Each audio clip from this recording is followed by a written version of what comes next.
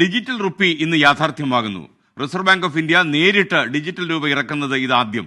എന്താണ് ഇപ്പോൾ യാഥാർത്ഥ്യമാകുന്ന ഈ റുപ്പി എന്ന് നമുക്കൊന്ന് അറിയണ്ടേ? ഒരു എക്സ്പ്ലെയിനറുമായി, അതായത് നിങ്ങൾക്ക് ഈ കാര്യങ്ങൾ കൂടുതൽ വിശദീകരിച്ച് തരാനായി ഹാഷ്മി താജ് ഇബ്രാഹിം ചേരുന്നു മോർണിംഗ് ഷോയിൽ. എന്താണ് ഡിജിറ്റൽ റുപ്പി? ഇത് ക്രിപ്റ്റോ കറൻസി ആണോ? ക്രിപ്റ്റോ കറൻസി അല്ലെങ്കിൽ ഇപ്പോൾ നടക്കുന്ന ഡിജിറ്റൽ ഇടപാടുകളുമായി എന്താണ് വ്യത്യാസം? ഇതിൽ ആർക്കൊക്കെ ഇടപാടുകൾ നടത്താം? റിസർവ് ബാങ്ക് ഈ റുപ്പി അവതരിപ്പിക്കുമ്പോൾ ഈ ചോദ്യങ്ങൾക്കുള്ള ഉത്തരങ്ങളിലേക്കാണ്. സ്മോൾ ലെറ്റർ ഇ, രൂപയുടെ അടയാളം, പിന്നെ ഡബ്ല്യു. ഇനി നമ്മുടെ മുന്നിൽ ഏറെ വരാൻ പോകുന്ന ഈ അടയാളത്തിന്റെ അർത്ഥം ഈ റുപ്പി ഹോൾസെയിൽ എന്നാണ്. ബാങ്കുകൾ തമ്മിലുള്ള ഇടപാടുകൾക്ക് ഉപയോഗിക്കുന്ന കറൻസി ആയിരിക്കും ഇത്. വൻകിട ഇടപാടുകൾ എന്ന് പറയാം. ചെറിയ ഇയും രൂപയുടെ അടയാളവും ക്യാപിറ്റൽ ആറും വന്നാൽ ഈ റുപ്പി റീറ്റെയിൽ എന്നാണ്. സാധാരണക്കാർ തമ്മിലുള്ള ഇടപാടുകൾക്ക് ഉപയോഗിക്കുന്നത് ഈ ചിഹ്നമായിരിക്കും. സാധനങ്ങൾ വാങ്ങാനും അത് ഉപയോഗിക്കാം. ഇനി നോക്കാം അപ്പോൾ എന്താണ് ഡിജിറ്റൽ റുപ്പി എന്ന്.